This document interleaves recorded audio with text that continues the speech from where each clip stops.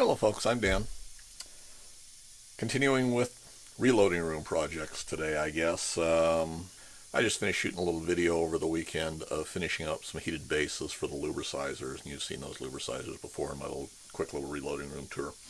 Old Lyman 45 Lubricizer, and there again I showed mounting the heated base for that. I'll put a link up here someplace for that video. But I've got an old Lyman 45 Lubricizer, been well used and abused over the years. It was pretty well beat up and abused when I got it years and years ago, and I didn't help it any in its life.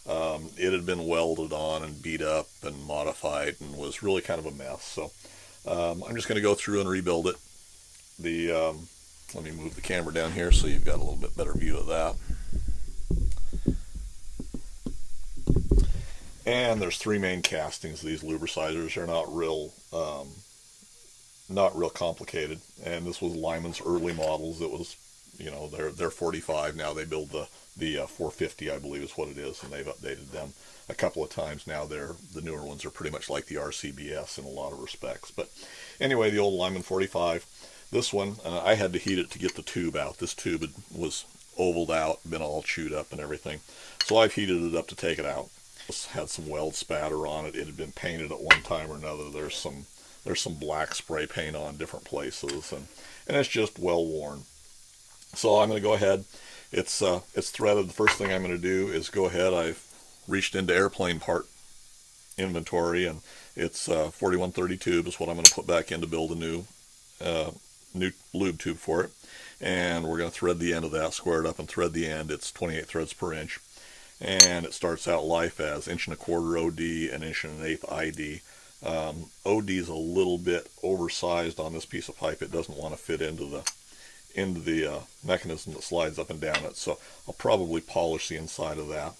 But anyway, the project for the day is go ahead, square this up, and we'll thread that. And I'll probably go ahead and sandblast out these castings. I've got a little bit of work to do to them. This base casting, other than just to clean the crap off of it and sandblast it, it's in pretty good shape and ready to go back together. The handle mechanism, it had been broken at one time and welded on. That actually looks like a Cummins diesel engine push rod with a piece of rubber hose over the top. We'll take that all off and come up with some sort of a better handle for that. And the pivot point on this is egg-shaped out a little bit, both here and here. Looks like this is still pretty good and just about a 5/16 diameter. This one is definitely egg-shaped out. I'll have to measure it out, and I'll either, if there's enough material, I'll just bore it to match this and true everything up, or else we'll bore that out and put a bushing in it, just put a bronze bushing in, which I may do anyway. And I don't know if we're going to just bomb can this or if I'm going to powder coat it. I'll have to order some orange powder coat if I do that.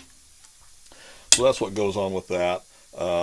The pressure assembly is the early style. Now they've got a dual O-ring set up for them. This one originally was like the Lymans and the RCBSs are now, where you've got a ratchet portion on the top that tightens them down. This one had been modified and had a piece welded on, so it just had a T-handle on top, so you just screwed it down onto the screw, and the screw had been permanently affixed to the base. It had really been chewed up a little bit, but I think I'm probably going to use this screw. I think it'll be fine. The newer style will fit in here. I'll have to modify the base casting or the heated base. I'm not sure which I'm going to do yet. The newer, both RCBS and Lyman, are relieved here in the bottom of the casting, and this flange is out, and that's what retains it in the bottom. So I've either got to relieve this and then weld a portion on here and return it so that retains it, or else I'm going to relieve the heated base. And I may do that just to keep the integrity of this screw here. One way or another, there'll be a little bit of work on this casting, but not a whole lot. Anyway, we'll deal with that here in a bit too. So anyway, another little project, something to follow along with. I'm still working on airplane projects. I've got lots going on there, but I don't have any videos ready to come out yet on that.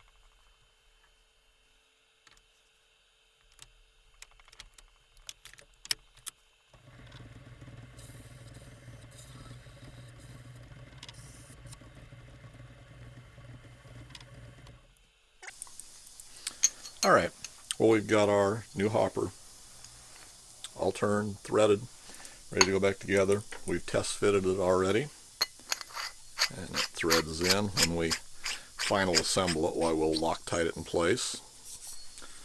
But that's the way that'll set. Beveled at the top like the original was, both to get your lube in easier and for the cap to sit down into. So I think next what I'm going to do is, I got one set screw to take out here. I think I'm going to take these castings and take them to the sandblast cabinet and go ahead and get them sandblasted. I'm not going to coat them yet, but I want to get them down to where they're clean and easy to work with. And if I have to just re-sandblast them again, why, that'll be fine. But that way we can fit everything up.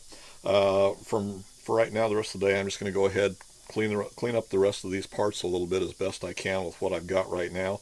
So now we at least know where we're going with this. So we'll get them sandblasted up. I still have to probably polish the inside of this to make it fit here. Actually, it fits there. And I have to decide what I'm going to do with the handle. I'll leave it here for right now. And if you find this interesting, why, hit that subscribe button, give me a thumbs up, and if you hit the bell notification, you'll know when I put out a new video. If you've got any comments, suggestions, complaints, leave them in the comments section below. And thanks for taking the time to watch.